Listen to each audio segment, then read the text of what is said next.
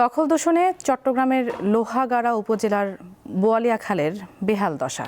নির্বিঘ্নে চলছে দখল, ফেলা হচ্ছে নিত্যদিনের ময়লা আবর্জনা, দেখার যেন কেউ নেই। দখল ও দূষণে মৃতপ্রায় বোয়ালিয়া খাল। এর পাড় ঘেঁষে গড়ে উঠেছে একের পর এক অবৈধ বাড়িঘর ও দোকানপাট, আছে কসাইখানাও। খালের পাড়ে একাধিক স্থানে অবৈধ ময়লার স্তূপ, পানিতে ভাসছে প্লাস্টিক বোতল সহ নানান রকম বর্জ্য। কালো পচা পানি দুর্গন্ধ ছড়াচ্ছে, রয়েছে মশার উৎপাত। ফলে এই জলাধারের পাশে দুদণ্ড দাঁড়ানোর উপায় নেই। হুমকির মুখে খালের জীববৈচিত্র্য, ভেঙে পড়েছে পানি নিষ্কাশন ব্যবস্থা। তাই সামান্য বৃষ্টিতেই আশেপাশে সৃষ্টি হয় জলাবদ্ধতা। পুরো লোহাগাড়ার একটা পানি নিষ্কাশনের মাধ্যম হিসেবে কাজ করে সেই খাল আজকে ময়লা আবর্জনায় বিভিন্ন বড় বড় বিল্ডিং, যারা প্রজেক্টরের বিল্ডিং করে তাদের ময়লা আবর্জনা এই খালে আসতেছে।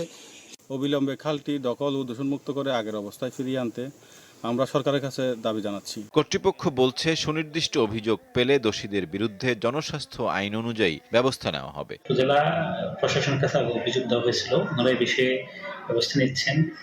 আর আমাদের কাছে যদি আসে, আমরা আমাদের স্যানিটারি ইন্সপেক্টরের মাধ্যমে আমরা উপজেলা প্রশাসনকে সাথে নিয়ে এই বিষয়ে স্থানীয় মানুষজনকে সংশ্লিষ্ট করে একটা ব্যবস্থা নেওয়ার জন্য পদক্ষেপ নিব আমরা।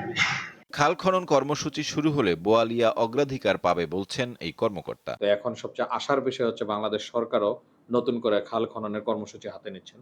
তো সেক্ষেত্রে আমরা আমাদের যে প্রায়োরিটি অনুযায়ী আমরা একদম প্রথম দিকেই অগ্রাধিকার ভিত্তিতে বোয়ালিয়া খালটা শুরুতে থাকবে। একসময় 11 কিলোমিটার দীর্ঘ বোয়ালিয়া খালের গড় প্রস্থ ছিল 30 ফুটের মতো। দখলের কারণে তা অনেক স্থানে 8 থেকে 10 ফুটে নেমে এসেছে।